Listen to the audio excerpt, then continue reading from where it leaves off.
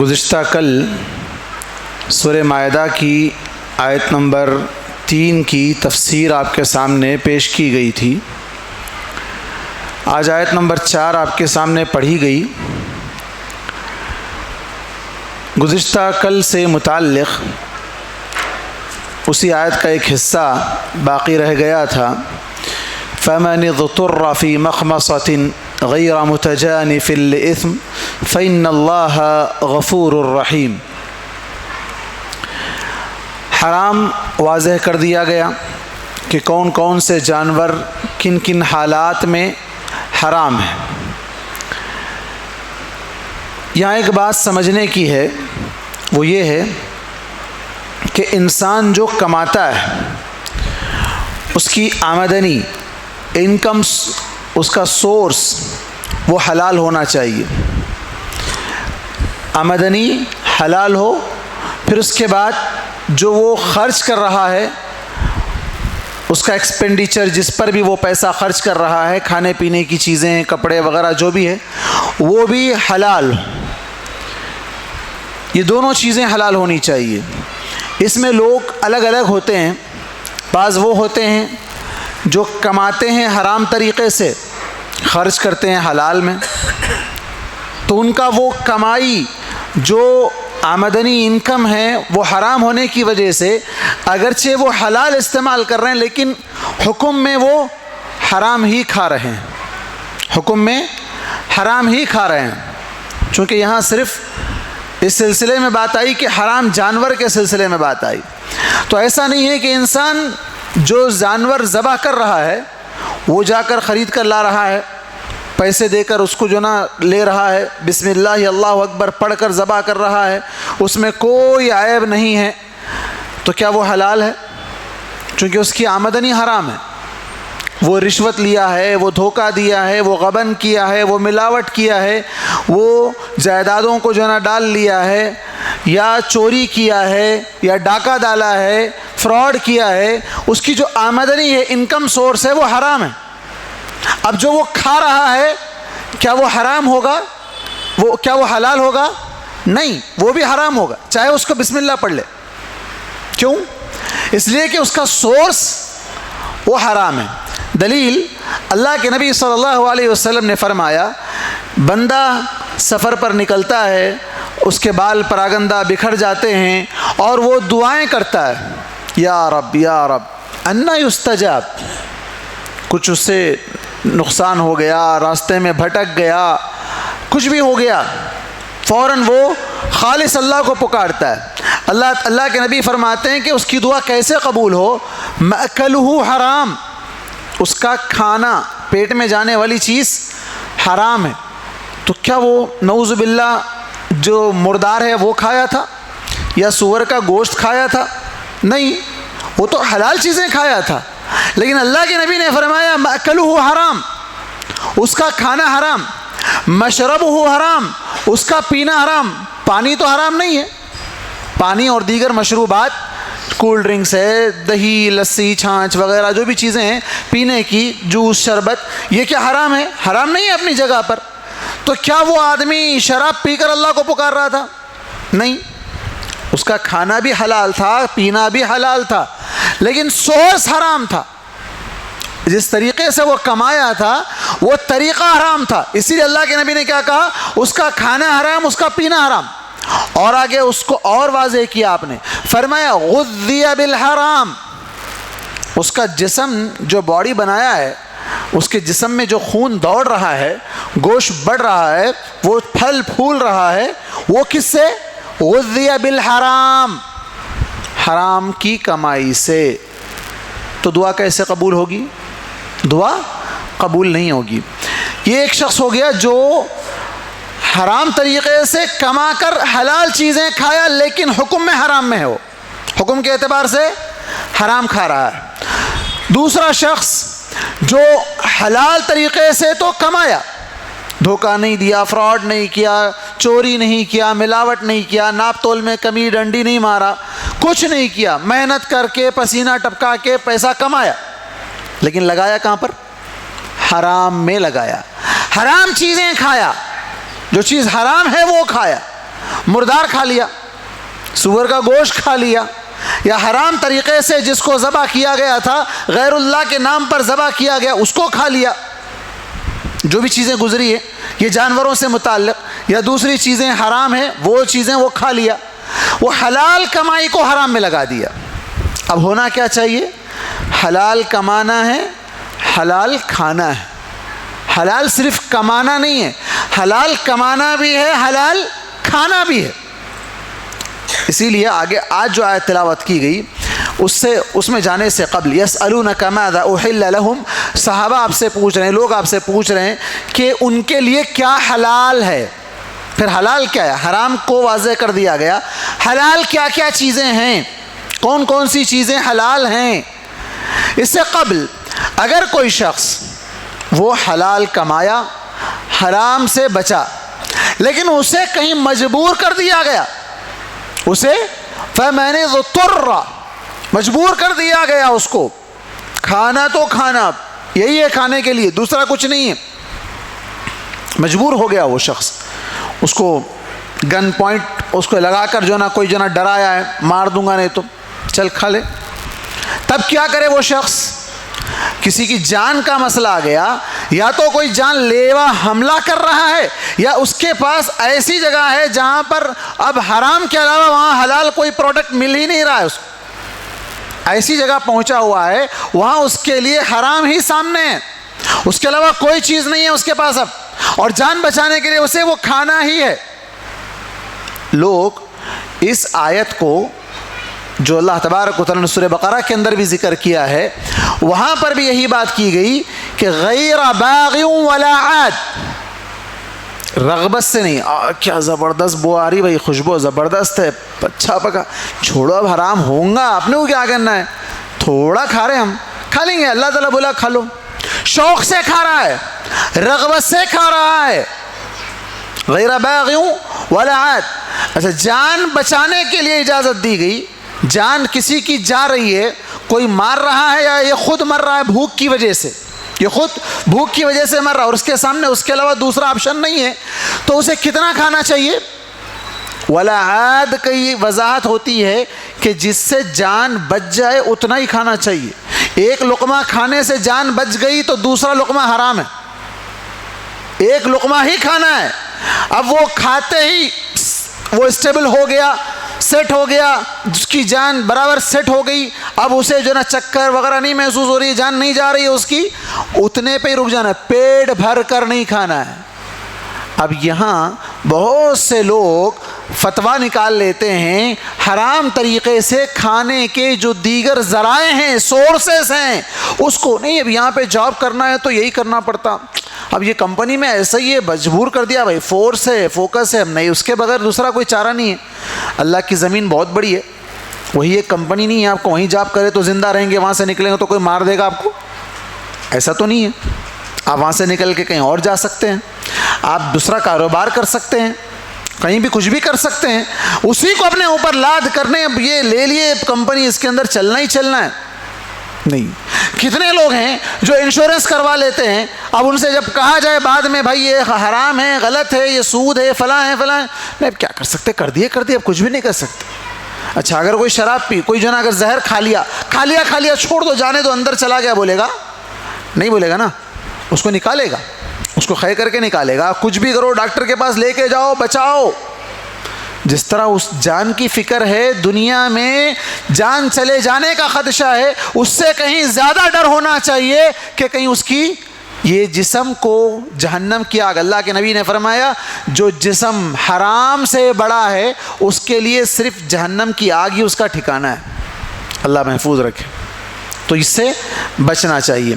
تو جو شخص بھی یہاں اس طرح کی فتووں پر عمل کرنے کی کوشش کرتے ہیں یا فتوے ڈھونڈتے ہیں، بہت سے لوگ، جیسے ہم نے کئی مرتبہ کہا، لوگ ایسے سوالات گھما پھرا کے کرتے ہیں کہ کسی بھی اینگل سے وہ حلال مل جائے، کوئی راستہ مل جائے۔ جیسے زکوٰۃ کا مسئلہ آتا ہے تو زکوٰۃ سے بچنے کے لیے مختلف بہانے بناتے ہیں لوگ، اسی طرح یہاں پر بھی بہت سے بہانے بناتے ہیں، نہیں اب اس کے علاوہ کچھ بھی چارہ نہیں ہے، امریکہ پڑھنے جانا ہے، لندن پڑھنے جانا ہے، آسٹریلیا جانا ہے، جرمنی جانا ہے، اب کیا کرنا ہے، بینک میں پیسہ رکھانا ہے، تو وہاں کیا کرو، سود لون فلاں فلاں فلاں.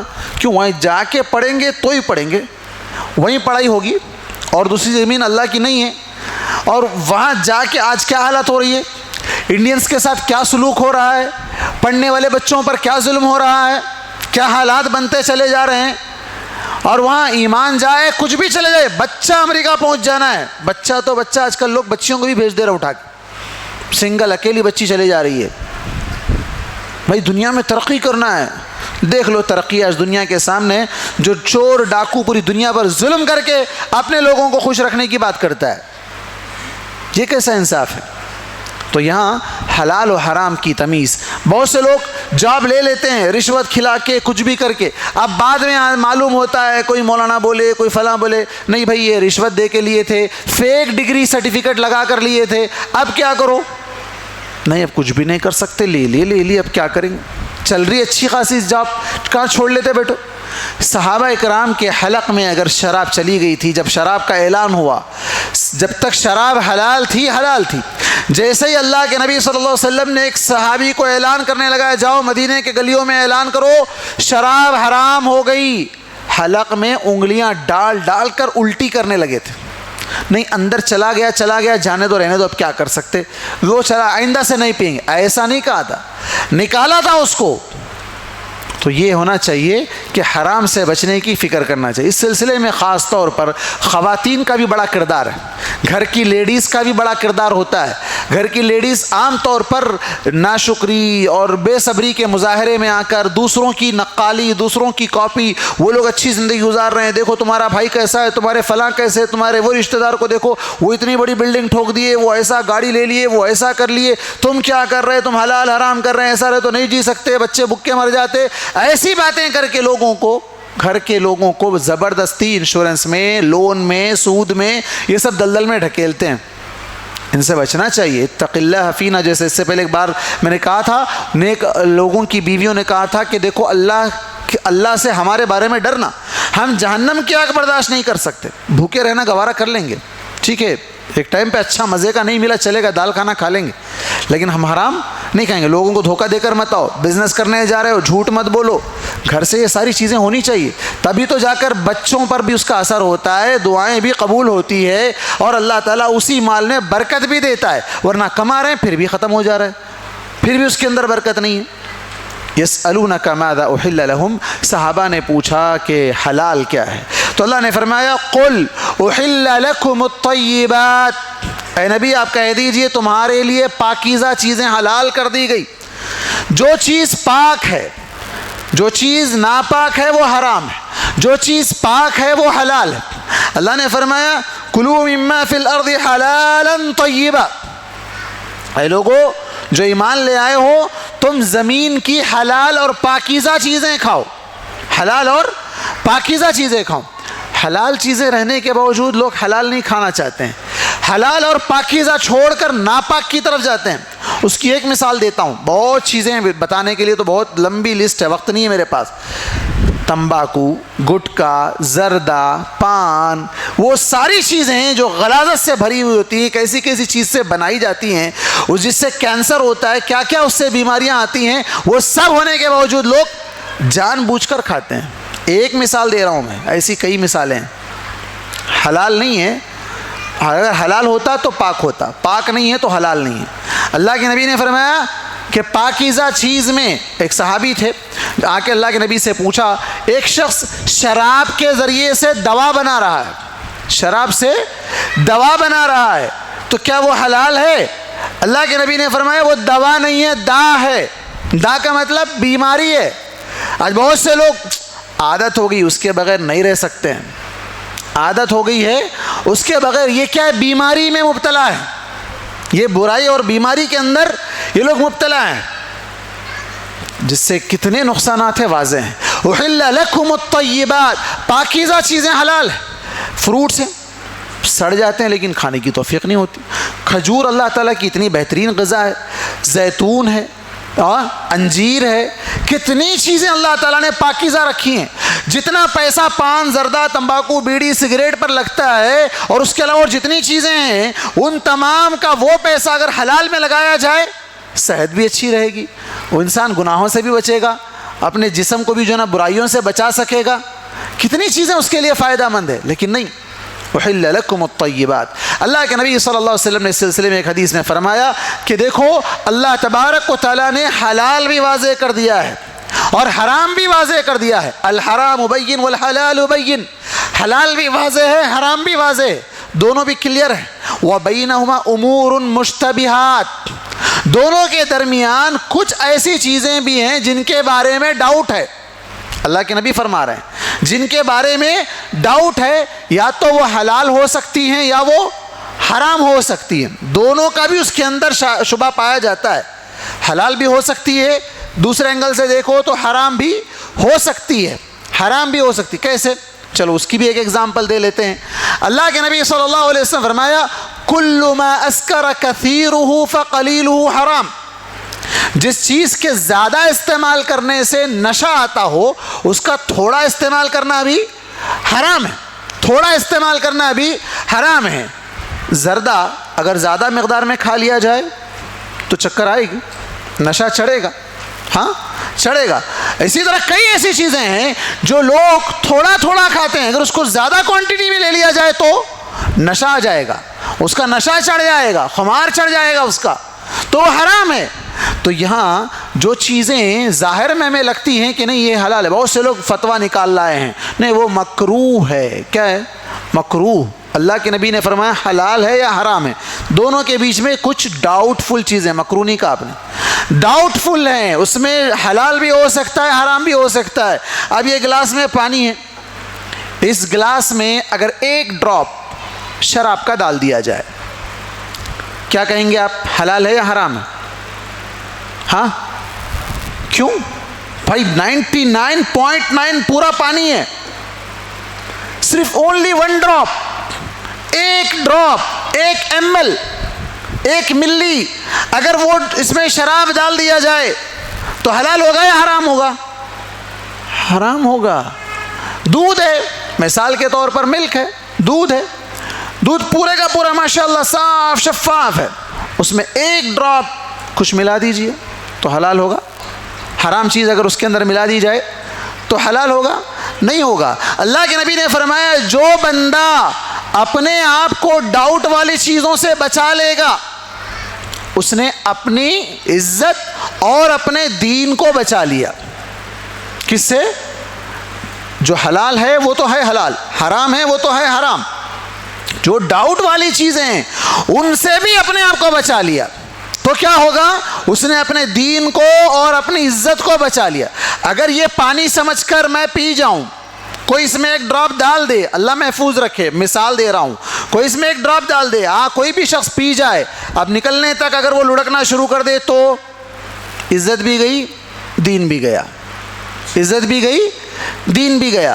ایسی کئی ایسے بزنس, کئی ایسے کاروبار, کئی ایسی چیزیں ہیں جو واضح طور پر ہیں کہ اس کے اندر حرام ملا ہوا, نہیں تھوڑا حلال بھی ہے نا, حرام ہوں گا تھوڑا حلال بھی ہے نا. اس کی ایک اور بڑی مثال دیتا ہوں. کیا؟ Income tax. کیا ہے؟ انکم ٹیکس سے بچنے کے لیے کیا کرتے ہیں لوگ؟ ہاں مختلف پالیسیز, ہاں home loan, car loan, health loan, کتنے لون, یہ لون کے چکر میں پھنس جاتے ہیں. انکم ٹیکس کتنا پڑ رہا ہے؟ مان لو 30%, مان لو 30%. آپ 100 روپے کما رہے ہیں, گورنمنٹ آپ سے 30 روپے لے رہی ہے, 30 روپے آپ سے لے رہی ہے. آپ کیا کر رہے ہیں؟ وہ 30 روپے بچانے کے لیے, اچھا وہی لوگ سکھاتے ہیں پالیسی, صاحب آپ ایک کام کرو, یہ پالیسی لے لو, آپ کو تھوڑا کم کٹے گا, 10% بچ جائے گا. کتنا جائے گا؟ 20% جائے گا, 10% تو آپ کا 10 روپیہ اور بچ جائے گا آپ کو. تو کیا کرتا ہے وہ؟ حرام کی کنڈی اٹکا دیتا ہے, حرام کی جال میں پھنسا دیتا ہے, یہ پالیسی میں اتار دیتا ہے. اب وہ پالیسی میں اترنے کے بعد یہ جو 70 روپیے حلال کے تھے وہ کیا ہو جاتے ہیں؟ حرام ہو جاتے ہیں. وہ کیا ہو جاتے ہیں؟ حرام ہو جاتے ہیں. جو 30 روپیے بچانے کے چکر میں, 30 تو نہیں بچ رہے پورے, 10 بچ رہے تھے, وہ 10 بچانے کے چکر میں 70, یہ پانی اتنا ہے. ارے صاحب اتنا پانی آپ کو چلے جا رہا اور اس کے اندر ایک ڈراپ زہر کا ڈال دو، آپ کا یہ پانی سیو رہے گا. ایک ڈراپ اگر اس میں زہر کا ڈال دیں گے تو آپ کو یہ 10% جو نا گورنمنٹ نہیں لے گی، اتنا پانی اور نہیں لے گی آپ کا. ایک ڈراپ زہر کا ڈال دو ان نہیں لے گا، وہ نہیں لے گا، لیکن آپ زہر کھا رہے ہیں نا، آپ حرام کھا رہے ہیں نا، آپ کا 70% کیا بن جا رہا ہے؟ زہر کا بن جا رہا ہے. تو اللہ کے نبی نے فرمایا جو اپنے آپ کو ڈاؤٹ والی چیزوں سے بچا لے اس نے اپنے دین کو اور اپنی عزت کو بچا لیا، اور جو ڈاؤٹ والی چیزوں میں پڑ گیا وہ حرام میں پڑ گیا. کیسے؟ اگر یہ ڈراپ ایک ڈراپ ہے، مجھے ڈاؤٹ ہے اس کے اندر کہ جو نا یہ حلال ہے، زیادہ تر ایک ڈراپ حرام ہے، لیکن حرام ہے کہ نہیں ہے نا، تو اللہ کے نبی نے فرمایا وہ حرام میں پڑ گیا. اس کی مثال بھی دی آپ صلی اللہ علیہ وسلم نے. کیسے مثال دی؟ اب پہلے زمانے میں بادشاہوں کے پاس، ہر انسان کے پاس جانور ہوتے تھے، چراتے تھے، چراگاہیں ہوتی تھی، لے جا کے جانوروں کو چرا کے لائے، اس کے بعد اپنے گھر میں لا کے باندھ لیتے تھے. لیکن بادشاہ جو ہوتا تھا اس کی چراگاہ کی باؤنڈری ہوتی تھی، اطراف سے اندر جو نا وہ پانی دے رہا ہے، جھاڑوں کو جو نا کام والوں کو رکھا ہوا ہے، اس کے جانور بہترین جو نا غذا کھا رہے ہیں، بہترین پتے وتے کھا کے مست ہو رہے ہیں. اب اس کے جانور اس کے قریب سے لگے باؤنڈری تک، دیکھے بھائی باہر سے تو یہ تو بہت اچھا لگ رہا ہے، اگر یہ شخص اپنے جانوروں کو یہاں نہ روکے اور وہ باؤنڈری پھلانگ کر کے اندر چلے جائیں، وہ جانور اس کو واپس ملے گا؟ نہیں ملے گا. وہ کیا کر لیا جائے گا؟ چھین لیا جائے گا، اس کو جو نا استعمال کر لیا جائے گا. اللہ کے نبی نے فرمایا کہ حرام کردہ جو چیزیں ہیں، اللہ تعالیٰ نے جن چیزوں کو حرام ٹھہرایا ہے وہ اللہ کی باؤنڈری ہیں. وہ کیا ہیں؟ اللہ کی باؤنڈری ہیں. جو اس کے قریب جائے گا وہ حرام میں پڑ جائے گا، وہ حرام میں پڑ جائے گا. اور حرام دور سے بڑا اچھا لگتا ہے، دور سے بڑا اچھا لگتا ہے، اس لیے حرام سے بچیے. احل لکم الطیبات، اللہ تبارک و تعالیٰ نے حلال چیزوں کو پاک کیا ہے.